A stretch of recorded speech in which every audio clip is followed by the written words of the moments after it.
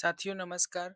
साहित्य मंजूषा में मैं सचिन आप सभी का स्वागत करता हूं। तो चलिए आज शुरू करते हैं नेट जेआरएफ के पेपर टू हिंदी विषय के प्रीवियस ईयर क्वेश्चंस की एनालिसिस। अभी तक हमने इस चैनल पर हिंदी के जून 2025, दिसंबर 2024 और जून 2024 के पेपर की एनालिसिस कर ली है, जिसे हमने यहाँ पूर्वावलोकन का नाम दिया है। आज हम जून 2024 के उस पेपर की एनालिसिस करेंगे जिसे एनटीए ने 18 जून 2024 को कराया था और वह पेपर लीक हो जाने के कारण कैंसिल कर दिया गया। इस वीडियो में हम इस पेपर के दूसरे भाग की एनालिसिस देखेंगे।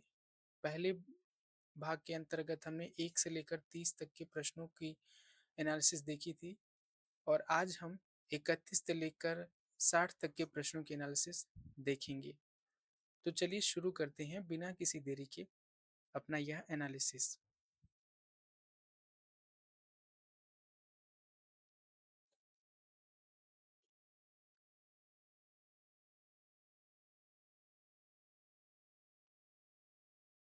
आज का पहला प्रश्न है, तमस उपन्यास के अनुसार फेरी वाले इत्र फरोश पर हमला कर उसे घायल करने वाले पात्र का नाम है।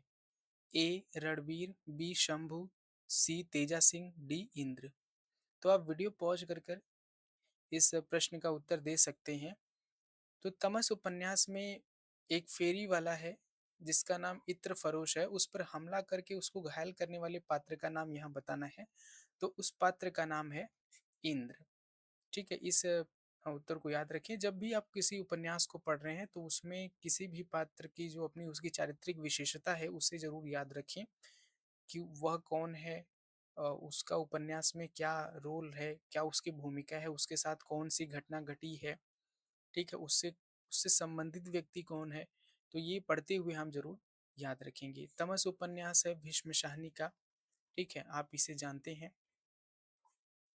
और यह उपन्यास जो है 1973 ईस्वी में प्रकाशित हुई थी। भीष्म साहनी के और जितने उपन्यास हैं जिनमें झरोखा है, कड़ियाँ है, बसंती है, मैया दास की माड़ी है, इन सभी को आपको सन के अनुसार इन सभी का क्रम जो है आप जरूर याद रखेंगे। जब आप उन उपन्यास का विकास पढ़ेंगे गद्य साहित्य के अंतर्गत तो ये जरूर याद रखेंगे। और भीष्म साहनी का जन्म जो है 1915 में हुआ था और निधन 2003 में हुआ था। 2003 में ही इनका जो है आत्मकथा आज का अतीत नाम से भी प्रकाशित हुआ था। यह इनकी आत्मकथा का नाम है, आज का अतीत। ठीक है, और भीष्म साहनी की जितनी कहानियां हैं, जो उनके कहानी संग्रह हैं, वे जरूर आप याद रखेंगे। तो ये जो तमस उपन्यास है, हम जानते हैं कि यह 1947 का जो सांप्रदायिक दंगा हुआ था हिंदू मुस्लिम, उस पर आधारित यह उपन्यास है।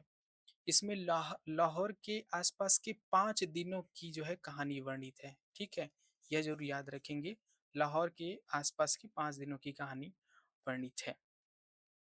तो अगला प्रश्न, इस वीडियो का दूसरा प्रश्न है, संस्कृति के 4 अध्याय के विभिन्न प्रकरणों के शीर्षकों को पहले से बाद के क्रम में लगाइए। भक्ति आंदोलन और इस्लाम, भारतीय राष्ट्रीयता और मुसलमान, प्राचीन भारत और बाह्य विश्व, उर्दू का जन्म, शिक्षा में क्रांति। नीचे दिए गए विकल्पों में से सही उत्तर का चयन करना है। तो आप बता सकते हैं। हमने इससे पिछले वीडियो में भी बताया था कि संस्कृति के 4 अध्याय के जितने सोपान हैं और जितने प्रकरण हैं और उन प्रकरणों में के अध्यायों के जो नाम क्या हैं वे सभी आप जरूर याद रखेंगे। ये बहुत ही इम्पोर्टेंट एक पुस्तक है, संस्कृति के 4 अध्याय, जिसके जो लेखक हैं वो रामधारी सिंह दिनकर हैं। ठीक है, आप इस पुस्तक की से बहुत कुछ नहीं पूछा जाता, लेकिन जो पूछा जाता है वो महत्वपूर्ण यही है कि ये जो संस्कृति के 4 अध्याय हैं, वे 4 अध्याय कौन से हैं और उनमें कौन से प्रकरण हैं। उन प्रकरणों के नाम आप जरूर याद रखेंगे। किस अध्याय से किस प्रकरण का संबंध है ये भी आप जरूर पढ़ते हुए ध्यान रखेंगे कम से कम। ठीक है, तो यहाँ उत्तर देखते हैं। सी पहला हो जाएगा, भक्ति आंदोलन और इस्लाम दूसरा, उर्दू का जन्म तीसरा, शिक्षा में क्रांति भारतीय राष्ट्रीयता और मुसलमान। ठीक है? तो इस प्रकार हमारा जो उत्तर हो जाएगा CADE-B। ठीक है? तो संस्कृति के 4 अध्याय हमने बता दिया, रामधारी सिंह दिनकर का लिखा हुआ ग्रंथ है और इसका जो प्रकाशन वर्ष है 1956 ईस्वी में है। इसकी भूमिका जो है हम जानते हैं। ठीक है? उससे पहले हम ये जान लें कि 1959 में ही ये इसे साहित्य अकादमी पुरस्कार मिलता है। 56 में ये प्रकाशित होता है और 1959 में इसे साहित्य अकादमी पुरस्कार से नवाजा जाता है, इस कृति को। ठीक है? और इसकी जो भूमिका है वो पंडित जवाहरलाल नेहरू ने लिखी है। बहुत बड़ी बात है कि उस तत्कालीन समय के प्रधानमंत्री ने इसकी जो है भूमिका लिखी थी। और यह पुस्तक भारत के तत्कालीन राष्ट्रपति डॉक्टर राजेंद्र प्रसाद को समर्पित है। ठीक है? दिनकर ने यह पुस्तक उस समय के तत्कालीन राष्ट्रपति, जो हमारे भारत के प्रथम राष्ट्रपति भी हैं, राजेंद्र प्रसाद को समर्पित की है। तो ये कुछ इस पुस्तक के बारे में कुछ तथ्यात्मक बातें हैं। इसमें जो हम यहाँ पे 4 जैसे भारतीय संस्कृति के उन पड़ावों का ज़िक्र किया गया है, जिन्होंने भारतीय संस्कृति के रूप निर्धारण में महत्वपूर्ण भूमिका निभाई है और वे उसको 4 सोपान कहते हैं दिनकर जी। तो वे 4 सोपान आप ज़रूर याद रखेंगे, जिनमें एक है आर्य आगमन, है ना? आर्य आगमन, जैन बौद्ध का आंदोलन, ठीक है? ठीक है? तीसरा है इस्लाम का आगमन, ठीक है? ये सभी जो है सोपान है जिन्होंने भारतीय संस्कृति को प्रभावित किया है, ऐसा दिनकर मानते हैं। और चौथा यूरोप का आगमन। अगर आप सुन रहे हैं तो यहाँ पर जो मैं लिख रहा हूँ वो आप ज़रूर समझ रहे होंगे।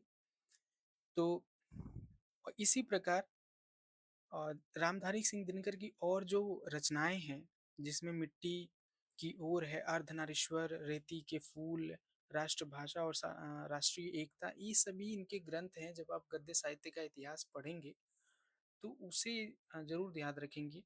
खासकर जो हमारे पाठ्यक्रम में लगे हुए रचनाकार हैं, उनकी किसी भी कृति मतलब किसी भी विधा में उनकी लिखी हुई कोई भी कृति हो, उसे आप ज़रूर याद रखें। अगला प्रश्न, निम्नांकित चरित्रों को तत्संबंधी उपन्यासों के प्रथम प्रकाशन वर्ष के अनुसार पहले से बाद के क्रम में लगाइए। सोमराज साहनी, काशी शाह, रूपन बाबू, प्यारू, प्रतापी।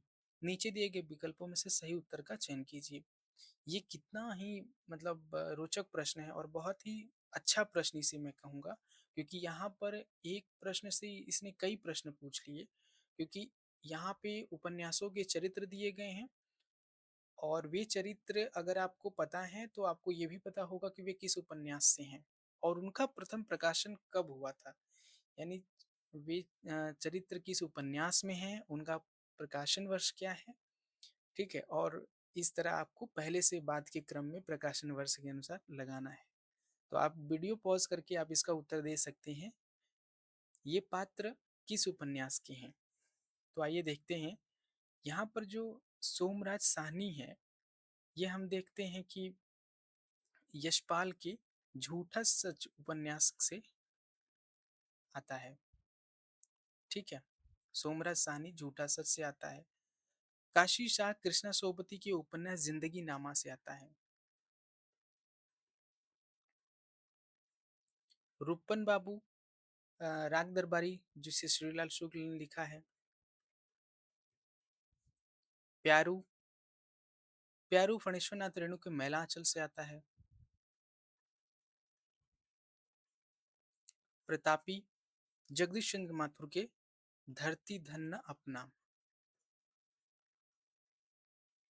तो यहाँ पर तो हम जान गए कि ये पात्र किस उपन्यास से हैं। सोमराज सानी झूठा सच से, काशीशा जिंदगी नामा, रूपन बाबू राग दरबारी, प्यारू मैला आंचल, प्रतापी धरती धन्य अपना। अब इनका प्रकाशन वर्ष क्या है, हम सभी जानते हैं, ये सभी हमारे पाठ्यक्रम में लगे हुए उपन्यास हैं। झूठा सच 1958, 1960। पहला भाग जो है 1958 में और दूसरा भाग 1960 में। पहले भाग का नाम वतन और देश और दूसरे भाग का नाम जो 1960 में है, देश का भविष्य। जिंदगी नामा कृष्णा सोबती का है और यह जो आया था वह 1979 में आया था। राग दरबारी 1968, मैलांचल जानते हैं 1954, धरती धन्ना अपना 1972। तो इस प्रकार जब हम क्रम मिलाएंगे तो हमारा जो उत्तर हो जाएगा DACEB। ठीक है, इसका उत्तर हो जाएगा DACEB। तो यहाँ से जो प्रश्न आया है वो तो हम देख ही रहे हैं, लेकिन कुछ हम अगर अतिरिक्त जानकारियों के तहत हम कुछ बताएं आपको, तो आप इस प्रश्न से ये तैयार कर सकते हैं कि इन उपन्यासकारों के और जो उपन्यास हैं, जैसे यशपाल के और कौन से उपन्यास हैं, है ना? दादा कॉमरेड, अमिता, अ, मनुष्य के रूप, और भी जितने उपन्यास हैं, कृष्णा सोबती के, मित्रों मर्जानी, समय सरगम, ये सभी उपन्यास के क्रम हमें याद रहें। उसी प्रकार रेणु के, उसी प्रकार जगदीश चंद्र के धरती धन्नापना के अलावा और जो उनके जो उपन्यास है उन सभी को हम जरूर याद रखेंगे। ठीक है, अगले प्रश्न की तरफ हम बढ़ते हैं। जिंदगी नामा उपन्यास में आए इन गीतों मुखड़ों को उपन्यास में आने के अनुसार पहले से बाद के क्रम में लगाइए। ठीक है, तो ये थोड़ा प्रश्न मेरे ख्याल से कठिन बन जाता है, क्योंकि जिंदगी नामा उपन्यास में ऐसे बहुत सारे ग्रामीण गीत हैं जो इस उपन्यास में आते हैं, लेकिन मुश्किल से ही वो गीत सबको याद हो, क्योंकि वे उनका जो एक टोन है और उनकी जो भाषा है उसमें उसका आंचलिक परिवेश बसा हुआ है। जो उसका परिवेश है वो पंजाबी का परिवेश है। ठीक है, तो यहाँ पर फिर भी हम देखते हैं जिंदगी नामा उपन्यास में जो गीत आए हैं उसमें जो गीतों का जो क्रम है, अव्वल हमदा खुदा दा विरज कीजे इश्क कीता सु जगदा मूल मियाँ, ये पहले आता है। उसके बाद चढ़ गए चेत पड़ी फुहार यारो बहुत बड़ी सरकार, मैं सूरज अगन जलाऊंगी मैं प्यारा यार मनाऊंगी, मियाँ मजनुआ ओ चिट्टी तेरी दंद दिखी हंसियां ओ, और आले दवाले मेरी गुड्डियां मैनू नहीं खेलन दा चावरे। तो इस प्रकार इस प्रश्न का जो उत्तर हो जाएगा वो हमारा CEBD A हो जाएगा। तो जिंदगी नामा उपन्यास में जो आए हुए गीत हैं, जब आप उन्हें पढ़ें तो उन मुखड़ों को याद जरूर कर लें। जो मुखड़े जो गीत के दो पद बंद होते हैं उन्हें मुखड़ा कहा जाता है। उन मुखड़ों को याद रखें कि कौन से पदबंध पहले आए हैं और कौन से पदबंध, मतलब कौन से गीत पहले आए हैं और कौन से गीत बाद में आए हैं। कई बार मैं ऐसे प्रश्नों को बाउंसर प्रश्न कहता हूँ, क्योंकि ये ऐसे बॉल, क्रिकेट में जैसे बाउंसर बॉल होता है उसी प्रकार ये ऐसे बॉल होते हैं जिन्हें बैट्समैन को जैसे क्रिकेट में नहीं छूना होता, उसी प्रकार मुझे लगता है कि हम स्टूडेंट्स को, एस्पिरेंट्स जो भी नेट जेआरएफ के हैं उनको भी ये प्रश्न नहीं छूने चाहिए। इससे बहुत कुछ डिसाइड नहीं होता है, क्योंकि ऐसे प्रश्न होते हैं जिन्हें छोड़ना ही में ही ज़्यादा समझदारी होती है।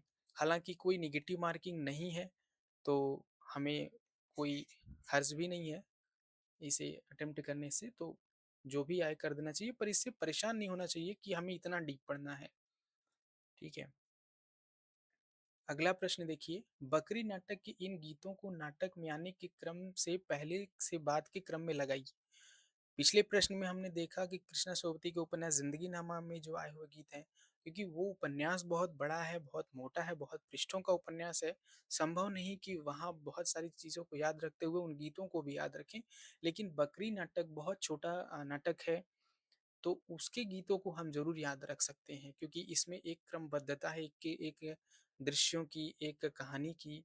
अ, तो इस नाटक छोटा होने के कारण हम इसके गीतों को जरूर याद रख सकते हैं, है ना?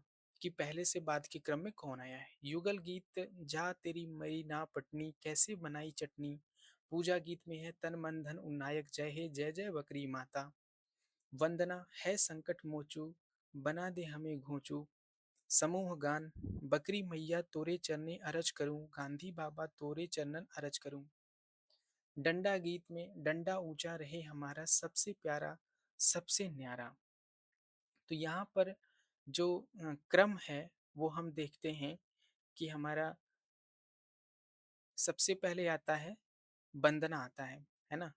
वंदना के बाद आता है युगल गीत, उसके बाद आता है डंडा गीत, उसके बाद आता है पूजा गीत, उसके सबसे बाद आखिरी में आता है समूहगान। तो यहाँ पर हम देखते हैं कि CAEBD इसका सही उत्तर हो जाएगा। बकरी नाटक के जो नाटककार हैं, हम जानते हैं ये हमारे पाठ्य-पुस्तक में लगे हैं, सर्वेश्वर दयाल सक्सेना इसके नाटककार हैं। सर्वेश्वर दयाल सक्सेना का जो एक और नाटक है, वो जिसमें हम देखते हैं अब गरीबी हटाओ, है ना? अब गरीबी हटाओ इनका एक अन्य नाटक है जिन्हें हम याद रखेंगे। बकरी नाटक हम जानते हैं हम कि यह 1974 में प्रकाशित हुआ था। ठीक है। इसी प्रकार सर्वेश्वर दयाल की जो काव्य कृति है जिसमें काठ की घंटियां, बांस का पुल, एक सोनी नाव, कुआनो नदी, इन सभी को हम याद रखेंगे कि ये इन्हीं के काव्य संग्रह हैं और इनके प्रकाशन वर्ष के अनुसार इन्हें याद रखेंगे, क्योंकि ये ऐसे प्रश्न अब बन रहे हैं तो हमें ये पहले भी बनते थे और अब भी बन रहे हैं, तो इनको हम बहुत ध्यान रखेंगे। और सर्वेश्वर दयाल सक्सेना के बारे में जो एक और महत्वपूर्ण तथ्य है कि ये सप्तक के कवि हैं। किस सप्तक के कवि हैं ये आप बताएंगे कमेंट बॉक्स में, ठीक है। लेकिन मैं समझता हूँ कि ये यहाँ बहुत महत्वपूर्ण तथ्य है तो आपको वो याद होना चाहिए। ये तीसरा सप्तक के कवि हैं, ठीक है। जितने सप्तक के जो कवि हैं, 4 सप्तक प्रकाशित हुए हैं, है ना? 28 जो कवि हैं सप्तक के, उन सभी को हमें याद रखना है कि वे किस सप्तक में शामिल हैं। अगला प्रश्न देखिए, सूची 1 के साथ सूची 2 का मिलान करना है। कथन 1 कथन है और उसमें कहानी है, यानी किस कहानी से कौन सा कथन है। मारो मत धीरे धीरे चलने दो, जल्दी क्या है। चलो ठीक है, कोई चूड़ियां वूड़ियां हो तो वह भी पहन लो। मैं अनुचर हूँ, वरुण देव की शपथ, मैं विश्वासघात न करूंगा। वह आंखें मूद सोच रही थी, सोच कहाँ रही थी, जी रही थी। ठीक है, तो ये किस कहानी से ये सभी कथन लिए गए हैं, तो उनको मिलाना है। तो आप मिलाइए, मारो मत धीरे धीरे चलने दो, जल्दी क्या है। ये तीसरी कसम में जब हीराबाई हीरामन के अ, बैलगाड़ी में बैठती है, तो वह बैल को चलाने के लिए उस पर जब चाबुक चलाता है, तो हीराबाई कहती है कि मारो मत धीरे धीरे चलने दो, जल्दी क्या है। चलो ठीक है, कोई चूड़ियां वूड़ियां हो तो वह भी पहन लो, है ना। यह जो है चीफ की दावत में जब चीफ आने वाला होता है शामनाथ के यहाँ, तो वहाँ पर यह आता है अपनी माँ को पहनाने के लिए, चूड़ियाँ वूड़ियाँ पहनने के लिए वह दे रहा होता है। मैं अनुचर हूँ, वरुण देव की शपथ, मैं विश्वासघात न करूंगा। ये आकाशदीप कहानी से है। चंपा जो है बुद्ध गुप्त के प्रति अपना विश्वास प्रकट करती है कि तुम ही वो जलदस्यु हो जिसने मेरे पिता की हत्या की है। तो वह शपथ लेते हुए कहता है कि मैं विश्वासघात नहीं करूंगा। वह आंखें मुझ सोच रही थी, सोच कहाँ रही थी, जी रही थी। यह परिंदे कहानी से लिया गया कथन है और यह लतिका के बारे में कहा गया कथन है। ठीक है, तो यहाँ हम देखते हैं कि जो हमारा उत्तर हो जाएगा वो 3 4 2 1 ये हो जाएगा। ठीक है। परिंदे कहानी, परिंदे कहानी निर्मल वर्मा की कहानी है और हम जानते हैं कि जो ये कहानी है ये कब प्रकाशित हुई थी, 1957 में प्रकाशित हुई थी, है ना। ये याद रखेंगे, सॉरी, 1957 में प्रकाशित हुई थी। लेकिन जब यह कहानी संग्रह के रूप में आती है, वो भी परिंदे नाम से ही पूरा संग्रह आता है, वह 1959 में आता है, हमें याद रखना है। और यह जब कहानी 1957 में आती है तो यह हंस पत्रिका में प्रकाशित होती है। ठीक है, ये एक महत्वपूर्ण बात हम याद रखेंगे। और इसमें जो कुछ पात्र हैं, जब आप कहानी पढ़ेंगे तो वो जरूर याद रखेंगे, जिसमें ह्यूबर्ट है, डॉक्टर मुखर्जी है, लतिका है ना, मिस वुड है। बाकी आकाशदीप कहानी, आकाशदीप का जो प्रकाशन वर्ष है 1928 है। जयशंकर प्रसाद कहानीकार हैं। चंपा और बुद्धगुप्त के आदर्श प्रेम और त्याग की यह कहानी है। तीसरी कसम, तीसरी कसम कहानी का जो प्रकाशन है वो 1956 में होता है, लेकिन यह बाद में ठुमरी कहानी संग्रह में 1959 में आती है, फणीश्वर नाथ रेणु के द्वारा। ठीक है।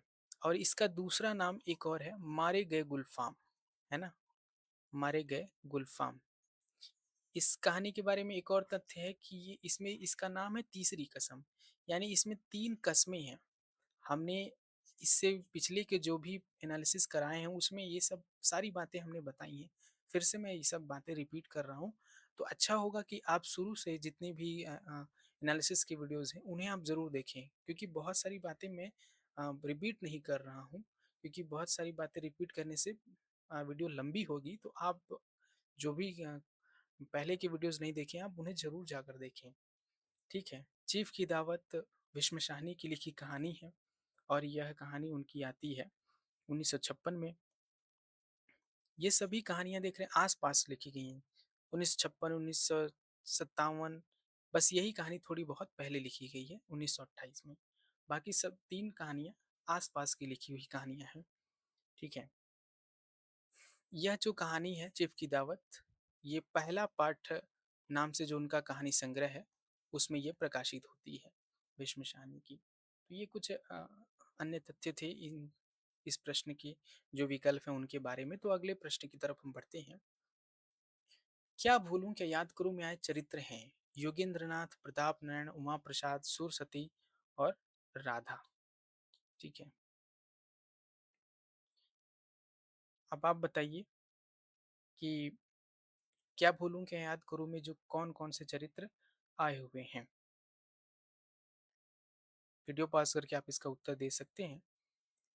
तो इसमें हम देखते हैं कि प्रताप नारायण, ठीक है, जो हरिवंश राय बच्चन के पिताजी हैं, उनका ज़िक्र आता है। और सुरसती और राधा, राधा जो है उनकी बुआ हैं। और सुरसती जहाँ तक मैं याद कर पा रहा हूँ कि इनकी बेटी है। मैं थोड़ा संदेह में हूँ कि राधा की बेटी है या क्या है, आप जब पढ़ेंगे तो ये देखिएगा, ठीक है? क्या भूलूं कि याद करूं हरिवंश राय बच्चन की लिखी हुई आत्मकथा है। तो यहाँ पर उत्तर हो जाएगा बी डी, हरिवंश राय बच्चन, बच्चन की लिखी हुई आत्मकथा है, ठीक है? और हम जानते हैं कि हरिवंश राय बच्चन ने 4 आत्मकथाएं लिखी हैं, ठीक है? यह जो है क्या भूलूं कि याद करूं, यह इसका पहला पहला भाग है जो 1969 में आता है। दूसरा भाग नृ का निर्माण फिर है जो 1970 में आता है। तीसरा भाग पसेरे से दूर 1978 में आता है। और जो चौथा भाग है 10 द्वार से सोपान तक, वह 1985 में आता है। तो ये सब बातें मैं पहले की वीडियो में भी बता चुका हूँ, लेकिन आपको यहाँ फिर से बता दिया जा रहा है। लेकिन जो भी बातें हैं, अ, कुछ एक्स्ट्रा इन्फॉर्मेशन है जो मैं हर प्रश्न में रिपीट नहीं करूँगा, उन्हें आप मैं यही उम्मीद कर रहा हूँ कि आप पहले की वीडियोस जो है देख लिए होंगे। अगर नहीं देखे हैं तो ज़रूर जाकर देखें, ठीक है?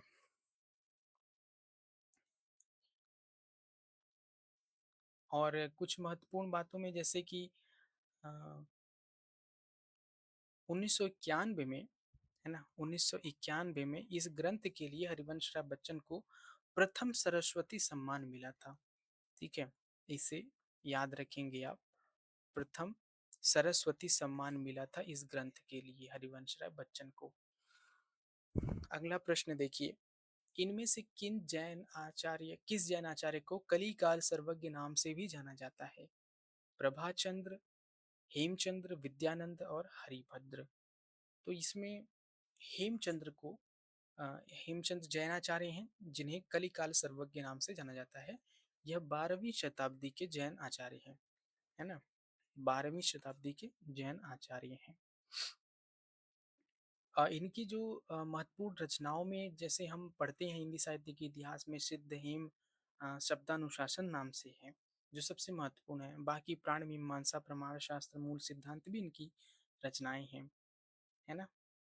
और प्रभाचंद्र जो है, ये भी इनके बारे में हम जान लें कि ये जैन साहित्य में तर्क ग्रंथकार के रूप में सर्वाधिक प्रसिद्ध हैं, ठीक है? और जो हरिभद्र हैं, वो न्यायिक दार्शनिक थे, है ना? 8वीं शती के हरिभद्र के बारे में जो हमें जानकारी है, ये 8वीं शती के हैं। और ये न्यायिक दार्शनिक है, जो हमारे षड दर्शन है भारतीय दर्शन जिसमें न्यायिक दर्शन भी है, न्याय दर्शन, उसके ये बड़े विद्वान माने जाते हैं। ठीक है। अगला प्रश्न देखते हैं। सूची एक के साथ सूची दो का मिलान करना है। सूची एक में पाश्चात्य काव्य शास्त्र संबंधी कृति है और सूची दो में पाश्चात्य काव्य शास्त्री हैं, यानी अ, काव्य शास्त्री जो विद्वान हैं उनकी ये कृतियां हैं, उन्हें उनसे मिलान करना है। लिटरेरिया बायोग्राफिया द हर्टोरिक्स the Lyrical Ballads Practical Criticism, ये मेरे ख्याल से द पोएटिक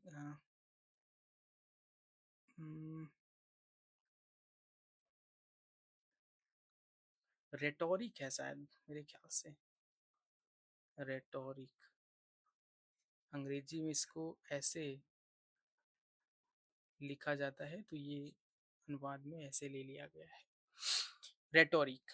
तो लिटरेरिया बायोग्राफिया हम जानते हैं ये कॉलरिज की लिखी हुई रचना है, और रेटोरिक अरस्तु की लिखी हुई रचना है, लिरिकल बैलेट्स वर्ड्सवर्थ की लिखी हुई रचना है, प्रैक्टिकल क्रिटिसिज्म एआई रिसर्च की लिखी हुई रचना है।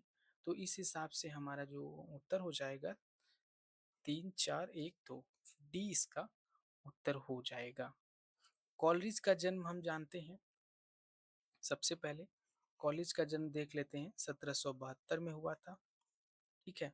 बहुत बार पाश्चात्य काव्य शास्त्रियों के समय को लेकर भी क्रम सजाने के लिए, व्यवस्थित करने के लिए आ जाता है। तो कॉलेज का जन्म 1772 में हुआ था। वर्ड्सवर्थ 1770, दोनों मित्र थे।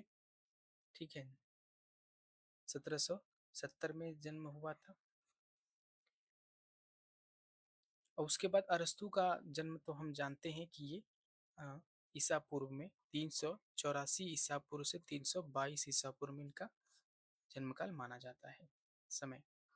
यूनानी दार्शनिक थे तो हम जानते ही हैं। एआई रिचर्ड्स सबसे युवा हैं इन सभी में, 1893 में इनका जन्म हुआ था।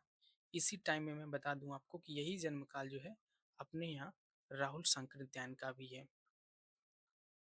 ठीक है, पंडित राहुल संकृत्यायन का जन्म भी 1893, और 1893 में ही हमने नागरी पचानी सभा की हम देखते हैं की स्थापना भी है। तो ये तीन चीजें मैं जब पढ़ रहा था तो मैंने इसी ढंग से याद किया था कि 1893 में कॉलेज एआई रिचर्ड का जन्म भी हुआ, राहुल सकृत्यान का भी जन्म हुआ, और नागरिक पचाड़ी सभा भी अस्तित्व में आई। ठीक है। और जैसे इनके अगर हम कहें कि कॉलेज के जो सिद्धांत हैं वे कम से कम हमें याद रहने चाहिए। जैसे उन्होंने कल्पना रम्य कल्पना वाली जो सिद्धांत दिया है, वर्ड्सवर्थ ने जो अपना ग्रामीण काव्य भाषा में काव्य भाषा का सिद्धांत जिसमें वो ग्रामीण भाषा को तरजीह देने की बात करते हैं, अरस्तु का जो अनुकरण का सिद्धांत, एआई रिचर्ड्स का मूल्य सिद्धांत, संप्रेषण सिद्धांत, ये सब चीज़ें इनका महत्वपूर्ण है। ये सब इस ढंग से हम पढ़ते हुए याद रखेंगे। अगला प्रश्न देखिए, निम्नलिखित में से कौन सा स्थान बांगरू बोली का क्षेत्र माना जाता है? हिसार, इटावा, जालौन, अलीगढ़। ठीक है। यहाँ पर जो बांगरू बोली है वो हम जानते हैं कि बांगरू को हम हरियाणवी भी कहते हैं, है ना, हरियाणवी भी कहते हैं। और हरियाणा में जो है हिसार है, हिसार नामक जगह है, हिसार ही जो है बांगरू बोली का क्षेत्र माना जाता है। तो इसका उत्तर हो जाएगा ए। ठीक है। तो यहाँ देखिए, अ, हिसार तो हरियाणवी का यानी बांगरू का क्षेत्र है। इटावा जो है हम देखते हैं कि यहाँ पे ये इटावा जो है ब्रज भाषा बोली का क्षेत्र है। जालौन हम देखते हैं कि यह बुंदेली का क्षेत्र है, और अलीगढ़ भी ब्रज भाषा का ही क्षेत्र है। हालांकि यहाँ उर्दू भी व्यापक रूप में बोली जाती है। ठीक है। तो जब हम पढ़ें तो ये यहाँ पे ये जो भी है, हमने यहाँ पे हरियाणवी, ब्रजभाषा, बुंदेली, ये जितनी तीन बोलियां यहाँ पे बताई, ये सभी जो हैं हम जब पढ़ेंगे हिंदी बोलियों को तो हम देखेंगे कि ये पश्चिमी हिंदी के अंतर्गत आती हैं। जो हमारी 5 उपभाषाएं हैं हिंदी की 5 उपभाषाएँ हैं, पूर्वी हिंदी, पश्चिमी हिंदी, बिहारी हिंदी, पहाड़ी हिंदी, राजस्थानी, ये जो 5 भाषाएँ हैं, तो हम देखते हैं कि इसके अंतर्गत जो भी कुछ आता है जब हम पढ़ेंगे तो उसे हम ज़रूर याद रखें कि किसका कौन-सा क्षेत्र है। हरियाणवी का कौन-सा क्षेत्र है, ब्रजभाषा का क्षेत्र कहाँ-कहाँ है, बुंदेली का कहाँ-कहाँ है, उसी प्रकार खड़ी बोली का, है ना? उसी प्रकार अगर हम पूर्वी में पढ़ रहे हैं तो अवधी का, बघेली का, छत्तीसगढ़ी का, पश्चिमी हिंदी में कन्नौजी भी आती है, कन्नौजी का क्षेत्र कहाँ-कहाँ है। तो ये हम पढ़ते हुए ज़रूर याद रखेंगे कि बोली भाषा और बोली से ये प्रश्न तो ज़रूर बनता है कि किसका कहाँ क्षेत्र है या किस क्षेत्र में कौन-सी बोली बोली जाती है। ऐसा करके एक प्रश्न बन ही जाता है मेरे ख्याल से हर बार। अगला प्रश्न देखिए, सूची 1 के साथ सूची 2 का मिलान कीजिए। कहानीकार हैं, उनकी कहानियाँ हैं। राजेंद्र यादव, एक पथिक का स्वप्न, अज्ञेय, चित्र लिखे पत्थर, जयशंकर प्रसाद, जिज्ञासा, माधव राव सप्रे, अपनी पार। तो ये कहानीकार है, उनकी कहानियों से उनका मिलान करना है। राजेंद्र पार की जो कहानी है वो अपने पार है, ठीक है। अज्ञेय की जो कहानी है वो जिज्ञासा है। जयशंकर प्रसाद की जो लिखी कहानी है चित्र लिखे पत्थर। और माधव राजप्रे की कहानी एक पथिक का स्वप्न है। तो इस प्रकार हमारा जो दूसरा उत्तर हो जाएगा 4-3-2-1, इसका सही उत्तर हो जाएगा। ठीक है। तो राजेंद्र यादव की जो कहानी संग्रह हैं, जो कहानियां हैं वो हम याद रखेंगे। इस प्रश्न से हमें यही मिलता है कि जो उनकी जो कहानियां हैं, चाहे कहीं भी जैसे ये हमारे पाठ्यक्रम का हिस्सा नहीं है ना, पाठ्यक्रम का हिस्सा नहीं है ये कहानियां, लेकिन ये कहानियां पूछी गई हैं। तो जहाँ भी राजेंद्र यादव, वर्गीय प्रसाद, माधवराव सप्रे की जो भी कहानियां हैं, वो हम याद रखेंगे। ठीक है। अगर हमने कहीं पढ़ी है या फिर हम गद्य साहित्य का इतिहास पढ़ रहे हैं तो वहाँ अगर इसका जिक्र आ जाता है तो याद रखेंगे। अगले प्रश्न की तरफ बढ़ते हैं। चकित चकत्ता चौकी चौकी उठे बार बार, दिल्ली दहसती चितै चाही करशती है, बिलखी बदन बिलखत विजयपुरपति, फिरत फिरंगनी की नारी फरकती है। ये पंक्तियाँ किस कवि की हैं? यदि आपने हिंदी साहित्य का इतिहास पढ़ा है और उसमें कवियों के बारे में अगर किसी कवि का ध्यान आपको आ रहा हो कि वो किस कौन कवि ऐसा लिख सकता है, तो जैसा देखकर समझ में आ रहा है, अगर आप हिंदी साहित्य इतिहास पढ़े होंगे, उसमें रीतिकाल के कवि हैं भूषण। भूषण ही इस तरह की एक तरीके से वीर रस की कविता जो झंकृत कर रही है, पूरे शरीर में एक ऊर्जा का प्रवाह संचार कर दे रही है ना? वो भाव यहाँ पे इस कविता पंक्ति से निकल रहा है। तो भूषण ही ऐसे कवि हैं जिन्होंने छत्रसाल और श शिवाजी को आधार बनाकर अपने काव्य संसार की रचना की है। ठीक है। और भूषण का समय हम याद रखेंगे। कई बार रीतिकाल के जितने कवि हैं उनकी क्रम भी जन्म काल के अनुसार सजाने के लिए आ जाता है। तो हम याद रखेंगे कि भूषण का जो जन्म है वो 1613 में और निधन 1715 में हुआ था। ठीक है, ये महत्वपूर्ण कथन है। ठीक है, तो मतीराम की भी याद रख लेते हैं। मतीराम इनके भाई हैं, है ना? रीतिकाल में 3 ऐसे कवि हैं जो भाई हैं, भूषण, मतीराम और चिंतामणि, ये तीनों भाई हैं। भूषण का जन्म 1613 में होता है और मतीराम का 1617 में होता है। ठीक है। कुलपति मिश्र का जन्म यहाँ पे हम 1670 देखते हैं। कुलपति मिश्र को जो बिहार रीतिकाल के रीतिसिद्ध कवि हैं और रीतिकाल के बहुत चर्चित और बहुत सबसे सर्वश्रेष्ठ कवि जिन्हें माना जाता है बिहारी लाल, उनकी ये भांजे कहे जाते हैं। एक महत्वपूर्ण तथ्य ये है। 1670 में इनका जन्म होता है। ठीक है। नेवाज नेवाज का जो जन्म ठाकुर शिव सिंह सेंगर ने बताया है कि इनका जो जन्म है वो 1739 1739 में हुआ। विक्रमी संवत 1739 में हुआ। तो इस हिसाब से 1739 में से 57 अगर हम घटा देते हैं तो 2, 13, 5, 8, तो ये 1682 ईस्वी में इनका जन्म ठहरता है। ठीक है, नेवाज का। तो जब कभी अगर सजाने के लिए आ जाए, तो भूषण 1613, बतीराम 1617, कुलपति मिश्र 1670 और निमाज 1682 में इनका जन्म हम बताएंगे। अगला प्रश्न देखिए, एक साहित्यक की डायरी के अध्यायों के शीर्षकों को पहले से बाद के क्रम में लगाइए। वीर कर, डबरे पर सूरज का बिंब, विशिष्ट और अद्वितीय, नए जन्म की कुंडली, तीसरा क्षण। ठीक है। तो साहित्यिक की डायरी अ, मुक्तिबोध का निबंध संग्रह है। डायरी, यह डायरी विधा की रचना नहीं है, हमें याद रखना है, यह इनके निबंधों का संग्रह है, निबंध विधा की रचना है।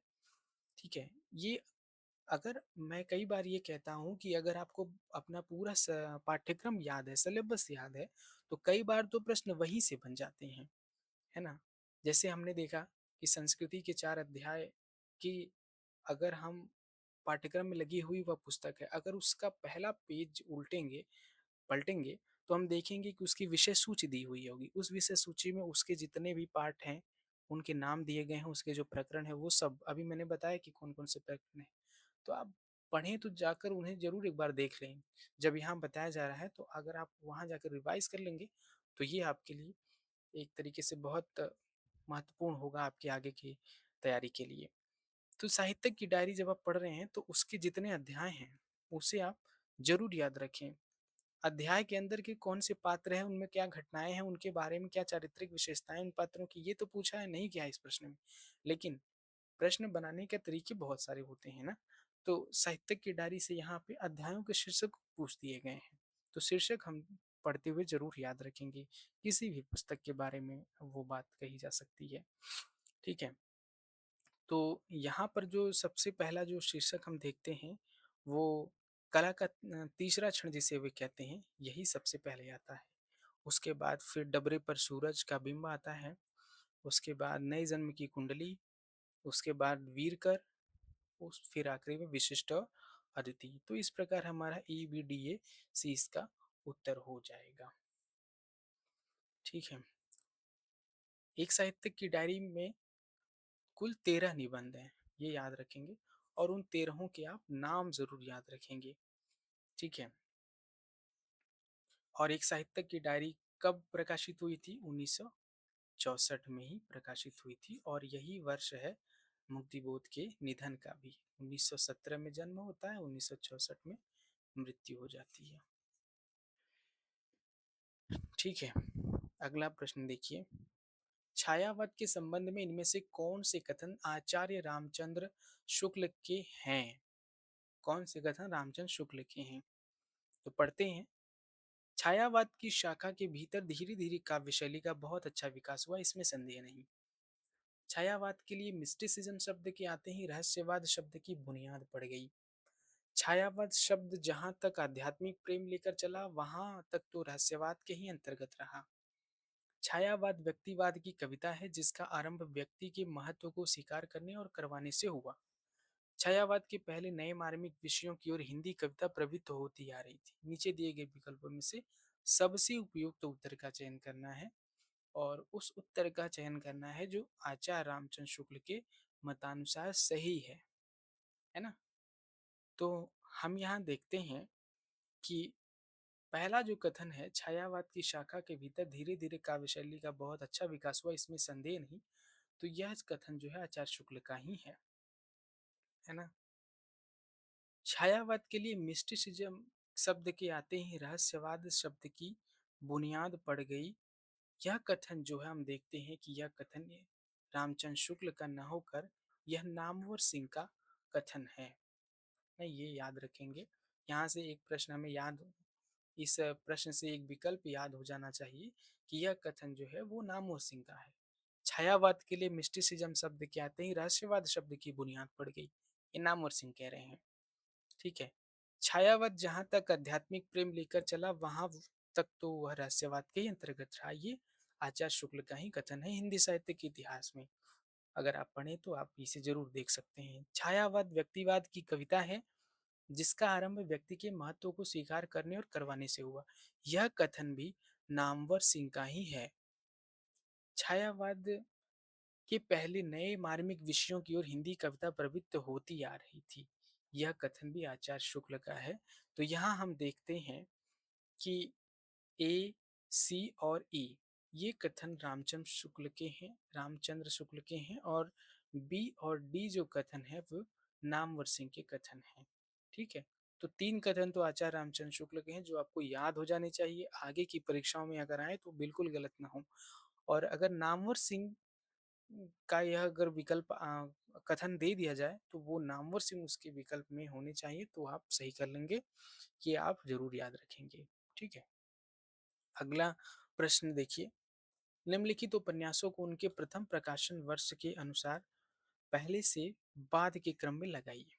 चित्रलेखा, राम रहीम, विराटा की पद्मिनी, विस्मृति के गर्भ में अलका। गद्य साहित्य के अ, इतिहास में आप उपन्यास पढ़ेंगे तो ये सभी उपन्यास आपको वहां मिल जाएंगे।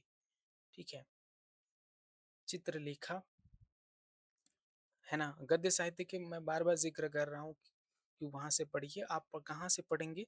आपको पढ़ने के लिए दो स्रोत हैं, दो किताबें हैं, जिसमें एक तो जैसे गोविंद पांडे की जो पुस्तक है हिंदी साहित्य और भाषा का वस्तुनिष्ठ इतिहास, वो खरीद सकते हैं आप।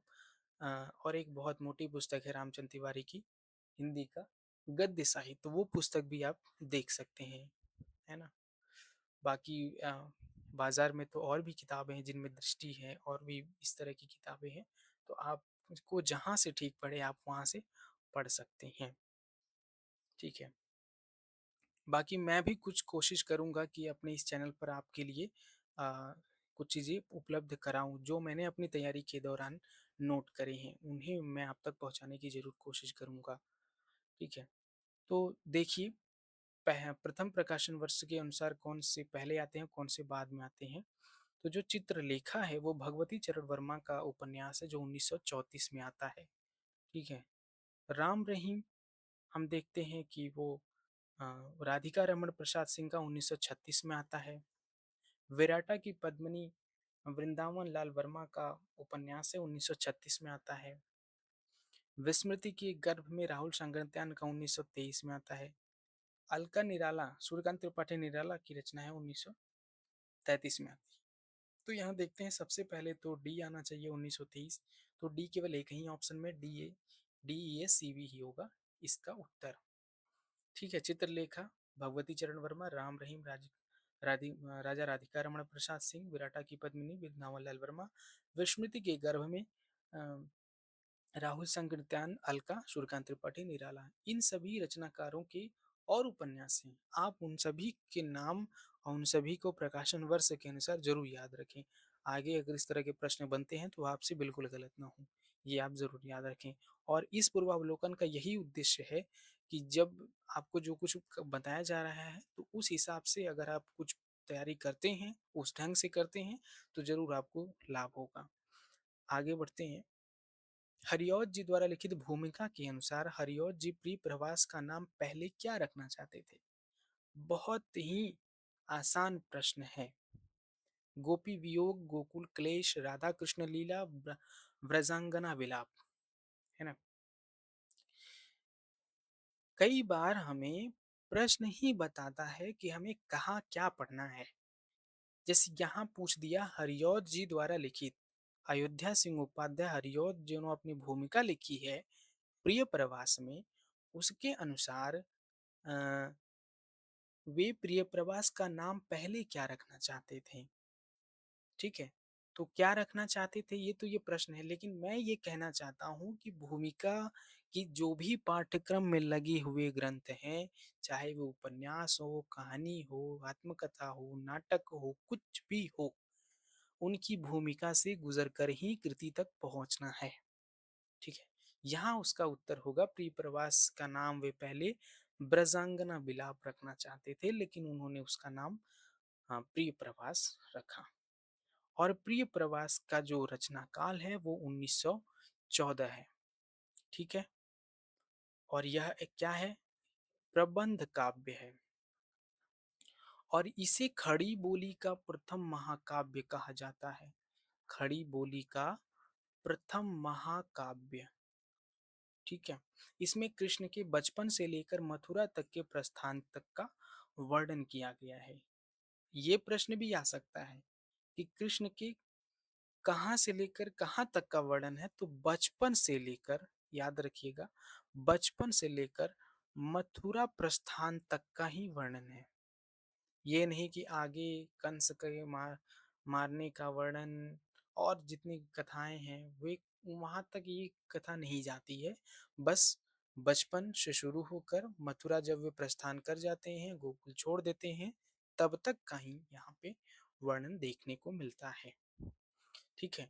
तो हरिऔध जी की प्रिय प्रवास के अलावा जो उनकी और रचनाएँ हैं, प्रबंध काव्य खासकर, उनकी रचनाएँ तो बहुत हैं, लेकिन प्रबंध काव्य में जिनमें हम देखते हैं कि पारिजात, याद रखने लायक तथ्य है पारिजात, जो 1937 में आता है। वैदेही वनवास, है ना? वैदेही वनवास जो 1941 में आता है, ठीक है? 1914, 1937, 1941, ये इनके 3 प्रबंध काव्य हैं जो बहुत अ, प्रसिद्ध हैं। अगला प्रश्न देखिए, निम्नलिखित में से कौन से पात्र कोसी का घटवार कहानी के हैं? रजुआ, लक्ष्मा, बहादुर, धर्म सिंह, गुसाई। नीचे दिए गए विकल्प हैं, उनका सबसे उपयुक्त, माफ कीजिएगा।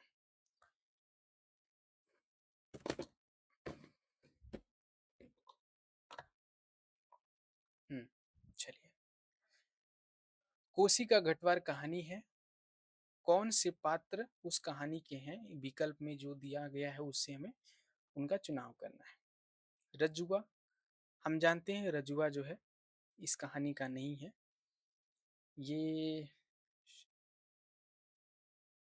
जिंदगी और जो जो शेखर जोशी की ही कहानी है।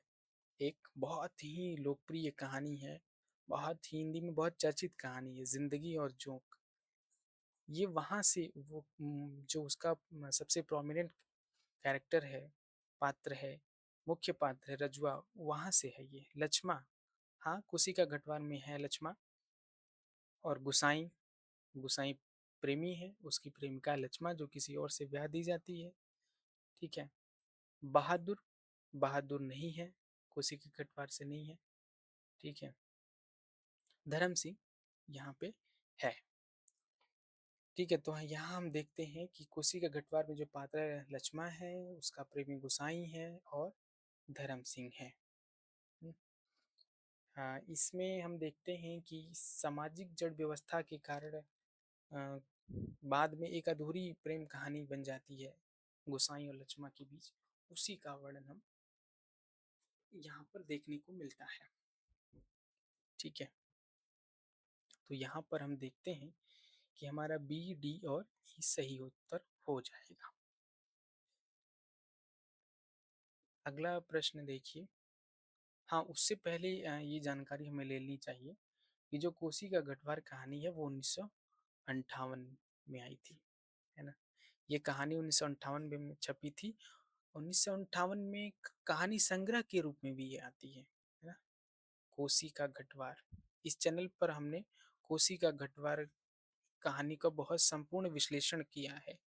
अगर आपने उसे अभी तक नहीं देखा है तो कहानी पढ़ने के क्रम में आप इस कहानी को यहाँ से पढ़कर बहुत अच्छी तैयारी कर सकते हैं।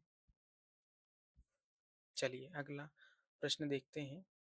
धर्मशास्त्र रामगुप्त से ध्रुवस्वामिनी के मोक्ष की आज्ञा देता है ना? धर्मशास्त्र रामगुप्त से ध्रुवस्वामिनी के मोक्ष की आज्ञा देता है। इस संवाद में मोक्ष शब्द का उचित अर्थ है, क्या है उचित अर्थ? निर्वाण, विवाह, विवाह विच्छेद अर्थात तलाक, देश निकाला, क्या है? तो यहाँ पर जो धर्मशास्त्र है वो ध्रुव स्वामिनी को विवाह विच्छेद अर्थात तलाक की आज्ञा देता है। हम देखते हैं कि ध्रुव स्वामिनी में इसी विवाह की समस्या यानी अनमेल विवाह की समस्या पर हम देखते हैं कि एक समस्यात्मक नाटक जयशंकर प्रसाद लिखते हैं ध्रुव स्वामिनी नाम से 1933 में।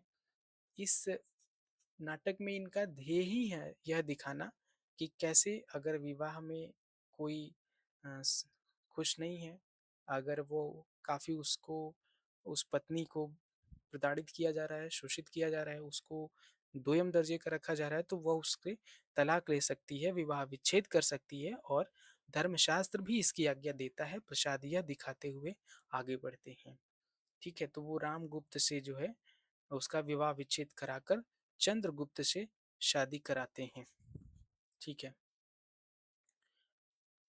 अगला प्रश्न देखिए, अंधा युग के अंकों को पहले से बाद के क्रम में लगाइए। अश्वत्थामा का अर्ध सत्य, प्रभु की मृत्यु, गांधारी का शाप, पंख पहिए और पट्टियां, पशु का उदय। ठीक है, अगर आप पहले का वीडियो देखे होते तो इसका उत्तर देने में आपको तनिक भी समय नहीं लगता, क्योंकि अंधा युग पर प्रश्न आए हुए थे पहले के पेपर में और हमने उनके एनालिसिस की थी कि अंधा युग में कितने अंक हैं और उनके कौन कौन से अंक कौन से हैं, क्रम उनका क्या है। हम्म, तो यहाँ पर देखिए, पशु का उदय सबसे पहले होता है इस अंक में, सबसे पहले इस नाटक में आता है। उसके बाद अश्वत्थामा का अर्ध सत्य, उसके बाद पंख पहिए और पट्टियां, उसके बाद गांधारी का शाप और उसके बाद सबसे आखिर में प्रभु की मृत्यु। यानी कि यहाँ पे डी उसका उत्तर हो जाएगा, EADCB। ठीक है,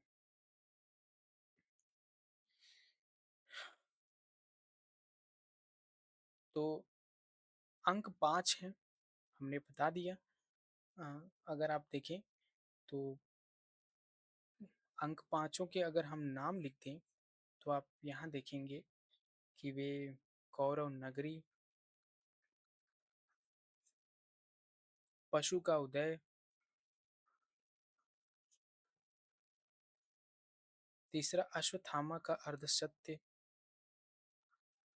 मैं इसे बार बार रिपीट कर रहा हूँ, पर मैं यही कहूँगा कि आपको पिछला वीडियो देखना चाहिए, या आप जब यहाँ पे कोई चीज़ बता दिया जाता है तो इस वीडियो के देखने के बाद आप उस नाटक को खोल कर उनके अंकों को एक बार जरूर याद कर लें, फिर वो आपके दिमाग में फिट हो जाएंगे। इसी तरह बार बार जब कोई किसी चीज़ का जिक्र आए तो उसे जाकर एक बार रिवाइज कर लेना चाहिए। गांधारी का शाप,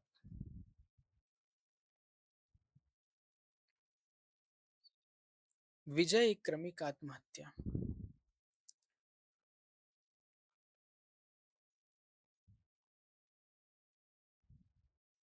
यहाँ पर हम जो देखते हैं पंख पहिए और पट्टियां, इस अंक का नाम यहाँ पे अंतराल है, यह कोई अंक नहीं है।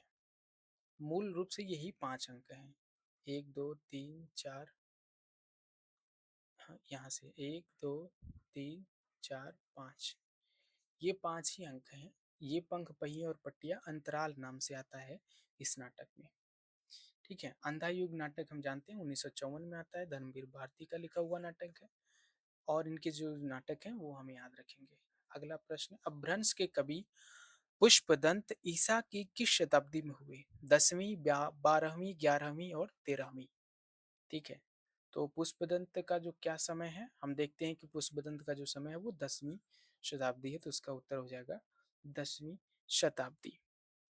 ठीक है, इनके समय को लेकर हालांकि विवाद है, लेकिन सामान्यतः माना जाता है कि इनका जो समय है वो 972 ईस्वी मान लिया जाता है, ये सर्वमान्य मत है। इनकी जो रचनाएं हैं हिंदी साहित्य के इतिहास में हम जानते हैं, पढ़ते हैं, 3 रचनाएं महत्वपूर्ण है। महापुराण, ठीक है, महापुराण, नय कुमार चरियु, नय कुमार चरियु और जसहर चरियु, है ना, जसहर चरियु, ये इनकी रचनाएं हैं। ठीक है, ये स्वयं को अभिमान मेरु, काव्य रत्नाकर और कविकुल तिलक आदि कहते थे। ठीक है, शिव सिंह सिंगर ने इन्हें, हम याद रखेंगे कि इन्हें भाखा की जड़, सॉरी भाषा नहीं, भाषा को अ, बोली में भाखा कहते हैं, भाखा की जड़ यानी आदि कवि मानते हैं, भाखा की जड़ भाषा के आदि कवि मानते हैं। जड़ मतलब रूट से है, यहाँ पे अंग्रेजी के रूट शब्द से जुड़ जड़ बना हुआ है। जड़ मतलब वो जड़ चेतना वाला जड़ नहीं, अचेतन जैसा कुछ नहीं, है ना। और इन्हें अपभ्रंश का भवभूति कहा जाता है, ये याद रखेंगे, अपभ्रंश का भवभूति कहा जाता है। ठीक है ना,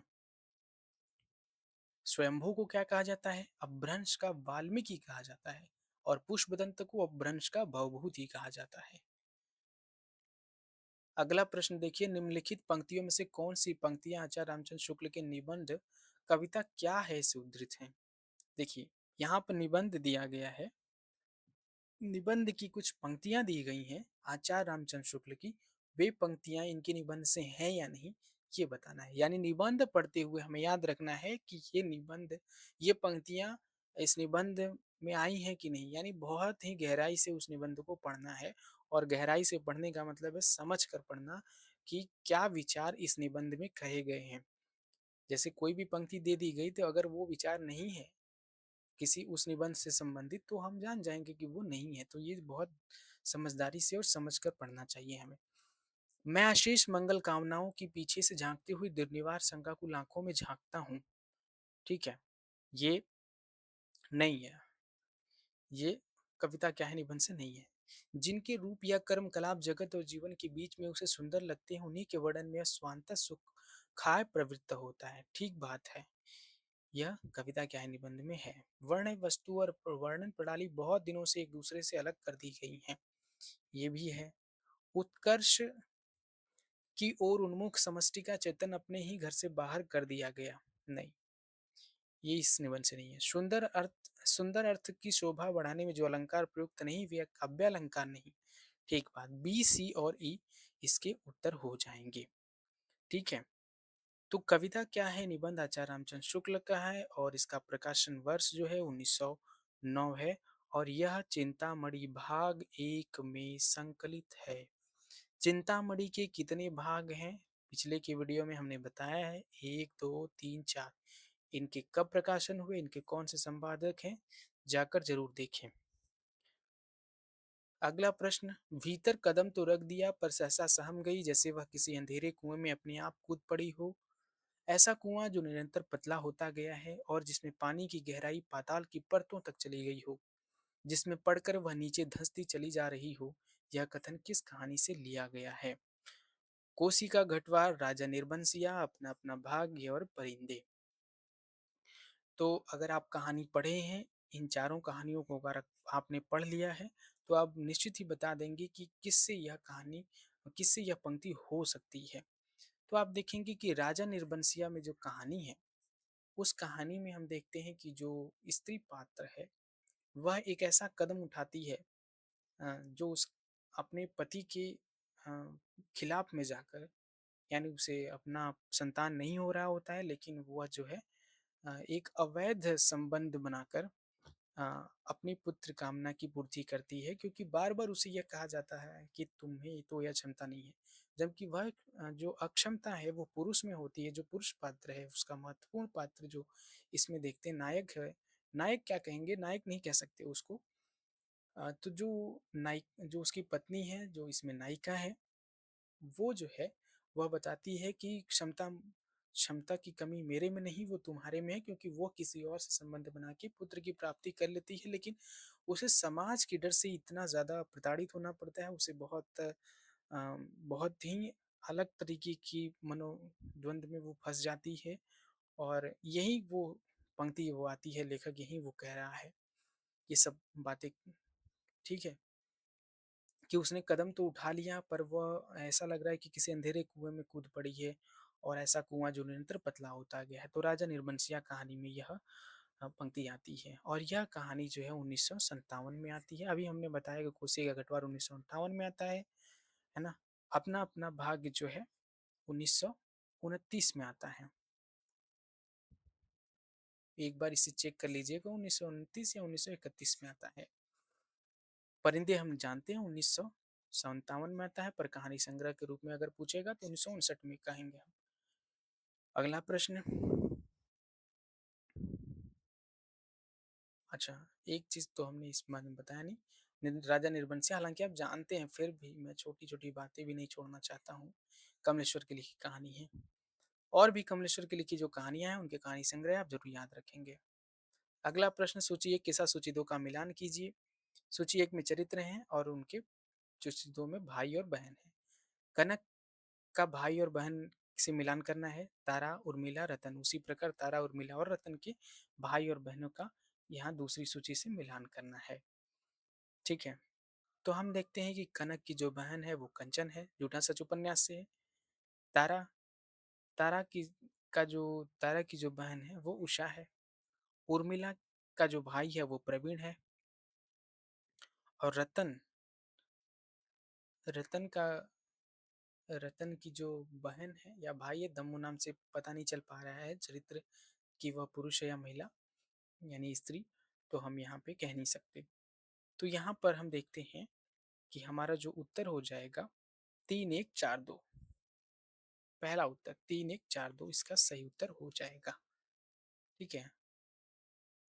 तो यहाँ पे हम देखते हैं कि चरित्रों के संबंध भी हमें याद रखने हैं कि किस चरित्र का किससे क्या संबंध है। और जैसे अभी पिछले प्रश्न में हमने देखा, इसी में और पीछे प्रश्न हम देखे थे, चरित्र के नाम दिए थे और उनके चरित्र से किस उपन्यास से हैं या किस कहानी से है। हालांकि यहाँ पे उपन्यास था, पर आगे प्रश्न आ सकता है कि ये चरित्र है और इस किस कहानी, मतलब इस कहानी का चरित्र है और यह इसका प्रकाशन वर्ष के अनुसार सजाइए। तो आप जब तैयारी करें तो इस ढंग से ही याद करें कि पात्र कौन है, उनकी घटनाएं कौन है, उन पात्रों को उनसे संबंध क्या है, उनके साथ क्या कुछ घटता है और उनके प्रकाशन वर्ष क्या है उन कहानियों के। ये बहुत महत्वपूर्ण चीजें हैं। अगला प्रश्न देखिए, कविता पंक्तियां और कविता है। उस मुहावरे को समझ गया हूँ जो आजादी और गांधी के नाम पर चल रहा है। मुझे अपनी कविताओं के लिए दूसरी प्रजातंत्र की तलाश है। मेरे देश की संसद मौन है। मेरे लिए हर आदमी एक जोड़ी जूता है। नक्सलबाड़ी रोटी और संसद, यहाँ पे संसद है। मोचीराम अकाल दर्शन। यहाँ पे जितनी भी कविताएं हैं वो सुदामा पांडे धूमिल की रचनाएं हैं। ठीक है। सुदामा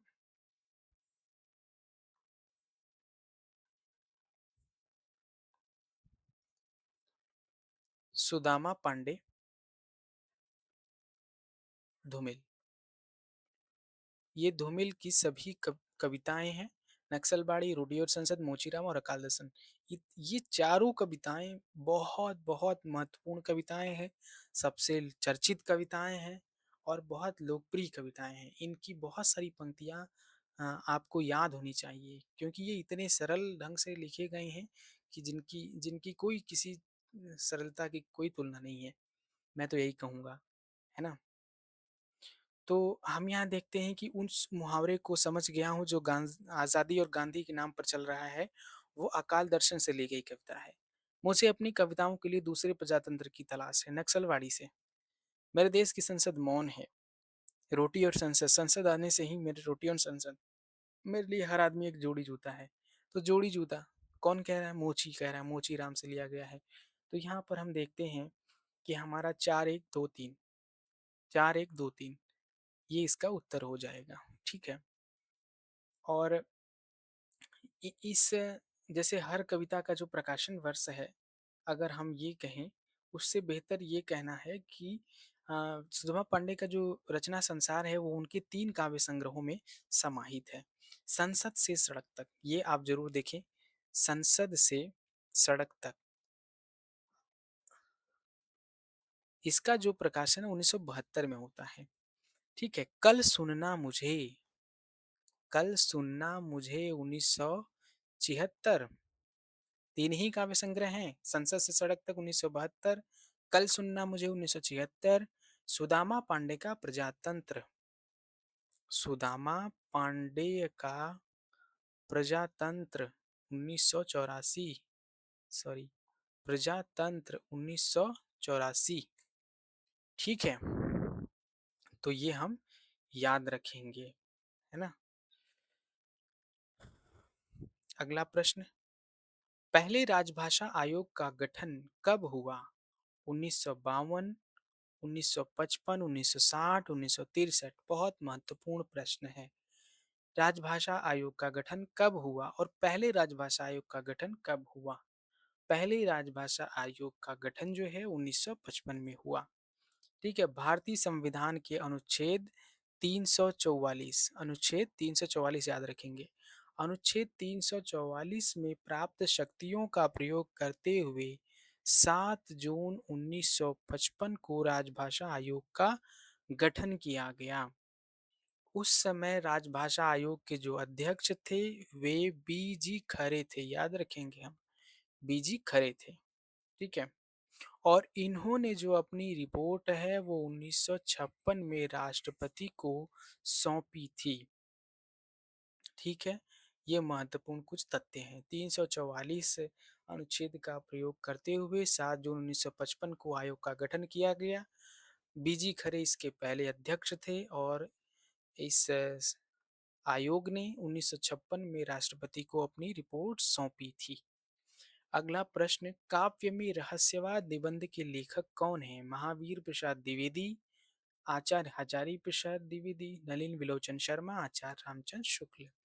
काव्य में रहस्यवाद निबंध बहुत ही अ, हिंदी का एक महत्वपूर्ण निबंध है और चर्चित निबंध है जो आचार्य रामचंद्र शुक्ल ने लिखा है और इसे इन्होंने चिंतामणि भाग एक में लिखा है। चिंतामणि भाग एक में लिखा है ना? ये हमें याद रखना है। और चिंतामणि भाग एक में जितने भी निबंध संकलित हैं वे हमें सब याद होने चाहिए। मेरे ख्याल से कुल 17 निबंध है। आप एक बार जाकर चिंतामणि का एक पन्ना उलटकर उसकी विषय सूची जरूर देख लीजिएगा कौन कौन से हैं, जिसमें कुछ मनोविकार भाव और मनोविकार संबंधी निबंध हैं और कुछ काव्य शास्त्रीय निबंध हैं, ठीक है? अगला प्रश्न देखिए, इतिहास तिमिर नाशक पुस्तक के लेखक कौन है? बालकृष्ण भट्ट, बद्री नारायण चौधरी प्रेमघन, राजा शिव प्रसाद और मिश्र बंधु। इतिहास तिमिर नाशक पुस्तक के लेखक कौन है? वीडियो पॉज करके आप इसका उत्तर दें। भारत हिंदू युग के बहुत महत्वपूर्ण लेखक हैं और ये बहुत उनके नाम से एक प्रसिद्ध और चर्चित पुस्तक है। तो ये राजा शिव प्रसाद सितारे हिंद के नाम से प्रसिद्ध पुस्तक है। इसके लेखक राजा शिव प्रसाद सितारे हिंद हैं। राजा शिव प्रसाद सितारे हिंद का जो जन्म है वो 1824 में होता है, ठीक है? राजा शिव प्रसाद ने ही बनारस अखबार का जो है संपादन किया था और बनारस जो अखबार है वो 1845 में निकल रही थी निकलना शुरू हुई थी, ठीक है? जिसने हिंदी का काफी प्रचार प्रसार किया और यह एक साप्ताहिक पत्रिका थी, ये याद रखेंगे हम, ठीक है? बालकृष्ण भट्ट का जो जन्म है वो 1844 में हुआ। भारतेंदु हिंदू युग के लेखकों के जन्म के अनुसार भी कालक्रम आ जाता है तो उसके लिए यहाँ पे आपको बता दिया जा रहा है। बालकृष्ण भट्ट 1844, बद्रीनाथ चौधरी प्रेमघन 1855 इनका जन्म काल है, ठीक है? मिश्र बंधुओं में गणेश बिहारी मिश्र, याद रखना है हमें कि मिश्र बंधु कौन कौन से कई बार पूछ लिए जाते हैं, ठीक है? तो नाम याद रखेंगे। मिश्र बंधु में कौन कौन कौन मिश्र हैं? गणेश बिहारी मिश्र, ठीक, श्याम बिहारी मिश्र, श्याम बिहारी और सुखदेव बिहारी, ठीक है? याद रखेंगे।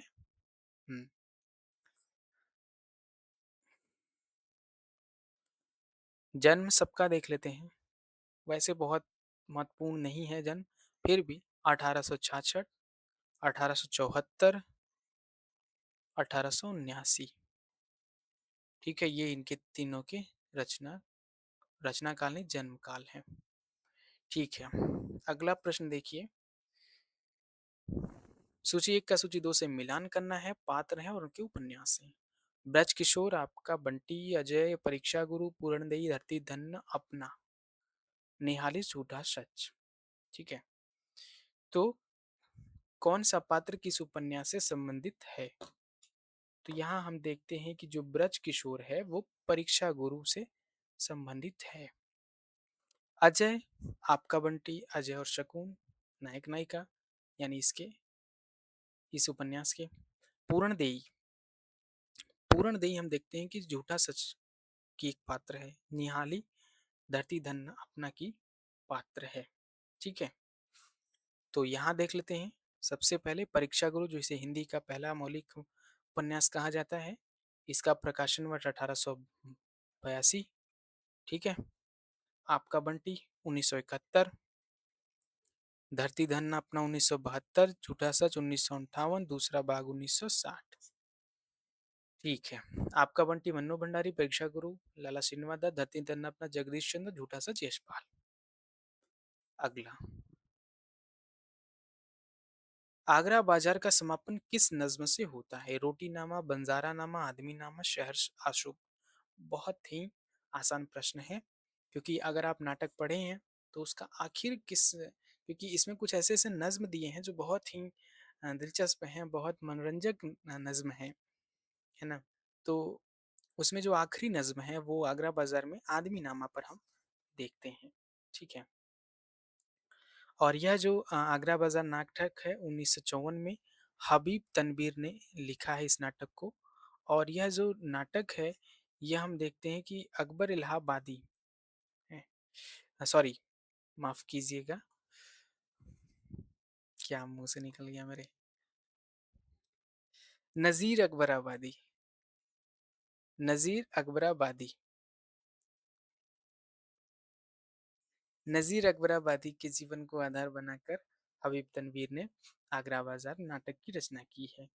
तो यहाँ पर इनका उद्देश्य जो है वो नज़ीर अकबराबादी को प्रतिष्ठित करना है इस नाटक में, ठीक है? इस वीडियो का आखिरी प्रश्न, आचार्य रामचंद्र शुक्ल की पुस्तक त्रिवेणी में निम्न कवियों पर निबंध संकलित हैं? कबीर जैसी सुर, तुलसी कबीर जैसी, सुर तुलसी जैसी, केशवदास कबीर और सुर। तो त्रिवेणी नाम से उनकी एक बहुत छोटी पुस्तक है आचार्य रामचंद्र शुक्ल की, जिसमें उन्होंने सुर, तुलसी और जैसी, उन्होंने जो भ्रमर गीत सार लिखा है, वहाँ से सुर के बारे में कुछ चीज़ें उठा ली गई हैं। जो उन्होंने तुलसी के बारे में जो कुछ लिखा है, वहाँ से कुछ चीज़ें उठा ली गई हैं। और जायसी ग्रंथावली जो उन्होंने लिखा है, उसकी जो भूमिका लिखी है, सॉरी, जो भ्रमर गीत सार है, उसकी भूमिका लिखी है आचार्य रामचंद्र शुक्ल ने। तो वहाँ जो कुछ सुर के काव्य के बारे में, सूरदास के बारे में जो कुछ लिखा गया है, वहाँ से कुछ चीज़ें उठा ली गई। और अपने हिंदी साहित्य के इतिहास में तुलसी के बारे में उन्होंने जो कुछ कहा है, वहाँ से उन्होंने उठा लिया है ना? अ, जायसी, जायसी ग्रंथावली में जो जायसी के बारे में उन्होंने कुछ लिखा है, वहाँ से कुछ चीज़ें उठा के तीनों कवियों को मिला के एक त्रिवेणी नाम की छोटी-सी पुस्तक बना दी गई है आचार्य रामचंद्र शुक्ल के नाम से, है ना? हालाँकि रामचंद्र शुक्ल ने हिंदी साहित्य के इतिहास में ही केवल तुलसीदास के बारे में नहीं, गोस्वामी तुलसीदास नाम से ही रचना भी है उनकी। यहाँ पे हम देखते हैं गोस्वामी गोस्वामी तुलसीदास नाम से इन्होंने एक पुस्तक भी लिखी जो 1923 में प्रकाशित हुई। जैसी ग्रंथावली जो है 1924 में प्रकाशित हुई, ठीक है? 1924। और भ्रमर गीत सार 1925। इन सभी का क्रम है 23, 24 और 25। भ्रमर गीत सार 1925, ठीक है? हिंदी साहित्य का इतिहास इसके बाद 1929 में आता ही है, ठीक है? तो साथियों, यह रहा हमारा आज का वीडियो, जिसमें हमने 31 से लेकर 60 तक के प्रश्नों की एनालिसिस, उनका पूर्वावलोकन देखा है। यदि आपको हमारी यह श्रृंखला पसंद आ रही है तो हमारे वीडियो को लाइक करें। जो कुछ सुझाव हो या फिर हमने जो कुछ प्रश्न आपसे पूछे, उनका आप कमेंट में ज़रूर जवाब दें। अपनी कुछ टिप्पणी करें जो आपको जो भी लगता है। और अगर आप नए हैं तो हमारे चैनल को सब्सक्राइब भी करें, ठीक है? तो मिलते हैं अगले वीडियो में। नमस्कार।